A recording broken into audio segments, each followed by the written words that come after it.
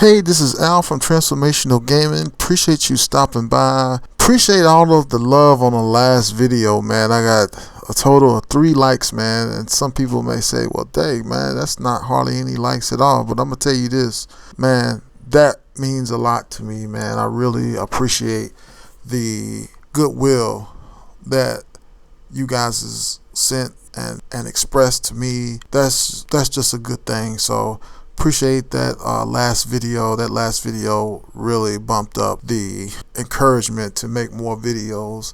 I really don't make this many videos like this, but man, I've been trying to get some gameplay up, and it's just one problem after another, man. It just seemed like YouTube does not want to rasterize those videos, man. Those videos are in 360p. Okay. Those videos, it ain't like it's HD. If it was even HD, I would probably go ahead and let it fly, man. But with my emphasis on quality, man, and trying to get that up, man, I just don't see myself releasing those videos. So just want to say appreciate it again, and you know, if you could do the same or do a little bit better on this video. I'm gonna try to do a little bit better myself, man, and hopefully we can keep these discussions going, so you guys can comment in the comment section and give it a like. So today I want to talk about God of War Ragnarok and the cross-gen kind of fiasco that's going on. PlayStation and Sony and all of the fanboys out there, and these video casters or these vloggers or whatever. I just want to kind of respond to some of them, not directly, but just to this issue of cross-gen and how's it going to affect the game. And so I was thinking about it, and I said, you know, I'm just going to go ahead and just talk about it. I'm not going to really make any notes because notes get me in trouble. So so I'm just going to just kind of spit it out here. So let's get into it. So let's get out the facts of what's going on. There was a developer interview of some sort, and it came out that God of War Ragnarok is going to be cross-gen. And to me, for now on, I would prefer every time a developer talks about a game that they mention that there's a 60 frames per second mode on there. But, you know, honestly, I think God of War is going to be natively 60 frames per second. But let's not get into that, because God knows I have damn near panic attacks about games not being 60 frames per second, man. Especially now. To me, there should be no game that comes out on the PS5 or that's upgraded in some sort of way and it's not 60 frames per second. I mean, I'm just not seeing it. But with that being said, the cross-gen issue came up, and they announced that God of War Ragnarok is going to be cross-gen, which has spawned in videos about how basically the PS4 is going to hold the PS5 back. And I just want to make a statement that is not true. I don't believe that the PS4 is going to hold the PS5 back in any way or going to compromise the maximization of the PS5. Now, what I do believe is that it is going to be set in a PS4 mode that is going to not use all the cores for the PS5. And I'm not saying that that's going to happen, but to me that's the worst case scenario, is that it's basically a PS4 game with just some headroom and the ability to get into 60 frames per second. I don't know, maybe some type of graphic improvement, I don't know. But basically my point is that to me that's the worst case scenario. I just don't see cross-gen as being some type of showstopper for a game like God of War. If you look on the last God of War, and I should have it in the background playing, hopefully it's in the snow so it can have that Ragnarok feel. But if you look at the PS4 version of the current God of War, the last gen version of God of War, the 2018 version, if you look at it, there are other realms that are available that really was not accessible at the time. So I always thought that that's going to be some type of continuation of God of War. I wouldn't be surprised if they used the same basic graphical elements that they used in 2018, because to me that game wasn't necessarily finished. I mean, you had realms that were not utilized in that game. So my expectation all along that they would have a DLC or something like that. And I just think Ragnarok is just a continuation of this story. So they're going to use their PS4 assets.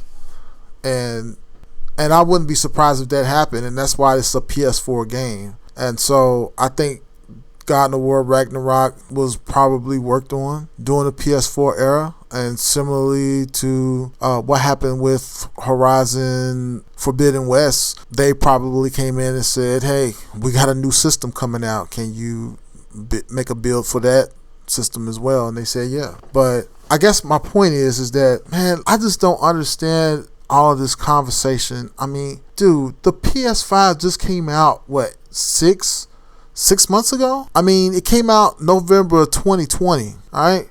It's barely been 6 months, man. It's barely been 6 months, maybe seven months. And I just think all of the conjecture and the topic around the PS4 version, I think there's two things. I think there's a situation where people are saying, man, we want to get this great title for the PS5. But even if you have games for the PS5, okay? Let's say, for instance, you got games strictly for the PS5. I said it on my last video. Man, building games on a new system like the PS5 is an iterative process. They have to learn. So, just like when they released the remake of The Last of Us for the PS4, that was a true remake. They redid the graphics. They did all the anti-aliasing on it. They made it 60 frames per second. All right. So that was like a test bed for them to make The Last of Us on the PS4. The Last of Us 2. So I just think that you can see the iterative nature of The Last of Us 2. All right. You can see the iterative nature of even Uncharted. All right. They did a remastering of it for all three games. They needed some type of test bed, and this is what this Santa Monica game is. I guarantee you is most likely going to use the PS4 assets, and that's not a bad thing. It's going to be improved upon definitely on the PS4. They probably add more lighting shafts or whatever, but this is a microwave society, all right? And I think that's the biggest problem. That game is not going to look that much different from the PS4, and that's just the way it is, man. Video games are an iterative process, man. You have to just come out with these games, man. And they're doing it slickly by releasing remasters of these games. And I think that's a good deal. And they're making 60 frames per second performance modes on some of these games. I think that's just a good idea, man. That's basically re-releasing the game, making money on it. All right? And then learning the hardware. But guys, they got to learn the hardware, okay? There's just no way they're just going to be able to just zoom and use some type of PC tool to make the game look that much better. If you look at the PC games that's out, they don't look that much better than what we have right now on consoles. I mean, yeah, there's a 60 frames per second mode on all PC games, right? Because that's more open source. But either way, man, these developers need time, and games are not going to look better or that much better unless the consoles look that much better. So you got to wait on these developers to make these games so that they are better looking, and there's innovations that take place. But this is not just a quick fix. I mean, this thing is years of research, okay? Trust me, I know. I work for a lot of different contractors, man, and there's a learning curve that you own. You have to learn these systems. I don't care if it's the same language or not. You got to understand how they use code repository and all of that stuff, man, in order to, how their systems are set up. Are they using SOAP UI? Do you know SOAP UI? If you don't know SOAP UI, then you got to learn it.